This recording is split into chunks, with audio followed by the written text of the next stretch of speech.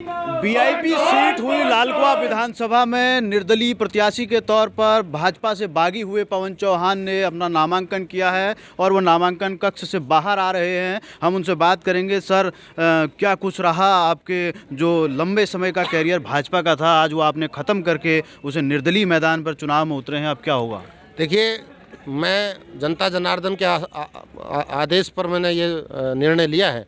चूँकि जब एक अति हो जाती है तो उसको कोई भी सहन नहीं करता है, चाहे वो भाजपा हो चाहे कांग्रेस हो। कांग्रेस ने भी एक महिला का बहुत बड़ा अपमान किया है, वो महिला का अपमान का बदला लालकुआं विधानसभा की जनता लेगी। और इसी तरह भारतीय जनता पार्टी ने जो टिकटों का वितरण में जो धांधली की है उसका भी निर्णय यहाँ की जनता बहुत जल्दी कांग्रेस पार्टी और बीजेपी को दोनों को देने वाली है। मेरे जैसा कार्यकर्ता जो 35 साल से मैंने खुद की तरह सींचा है, ईमानदारी से भारतीय जनता पार्टी के साथ लगा हूँ, बगैर पद के भी जो आदेश मेरे को पार्टी ने दिया वो मैंने काम किया है, लेकिन मेरे साथ धोखा किया है पार्टी ने।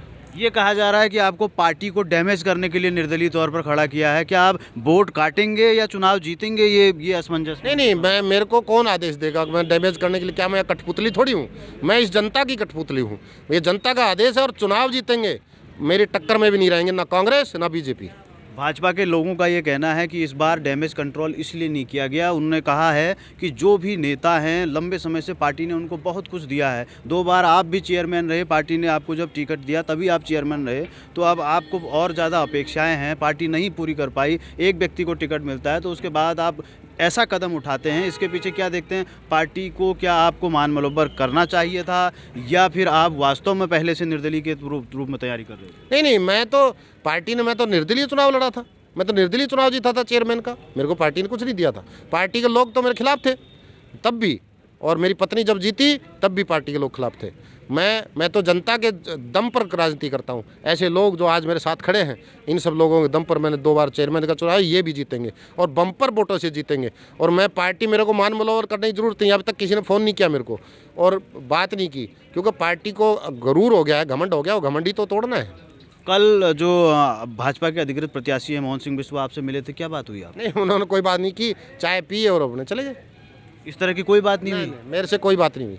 उन्होंने कहा आपके मुंह में 32 दांत है। मैं कहा क्यों, 32 ही हैं। तो कहने लगा आपने कहा था कि मैं हरीश रावत भी आएगा तब भी चुनाव लड़ूंगा। मैंने कहा ये भी कहा था, और मैंने ये भी कहा था मैं हरीश रावत को भी हराऊंगा। बोला हाँ, ये भाई इतनी बात हुई थी। अब जनता के बीच में अब आप ने ये स्टेप उठा लिया है, तो फिर अब कैसे रणनीति होगी? क्योंकि बूथ स्ट्रक्चर आपको बनाना पड़ेगा, क्योंकि पार्टियों का बना होता है और निर्दलीयों को साथ चाहिए होता है। आपने अनिल कपूर की एक पिक्चर देखी थी? उन पर था नायक, उन पर कोई था क्या बूथ का कार्यकर्ता? जब जनता ठान लेती है तो वो सब संभालती है, बूथ भी संभालेगी, वोट भी देगी, और मेरे को फिर वो सब ये थे हमारे साथ पवन चौहान, जिनका ये कहना है कि अनिल कपूर की फिल्म नायक की तरह वो लालकुआं विधानसभा में जनता के नायक बनेंगे और आप यहाँ से निर्दलीय तौर पर या चुनाव जीतकर विधायक बनेंगे और अनिल कपूर की तरह नायक की भूमिका निभाएंगे। हल्द्वानी से खबरपाल के लिए दिनेश पांडे।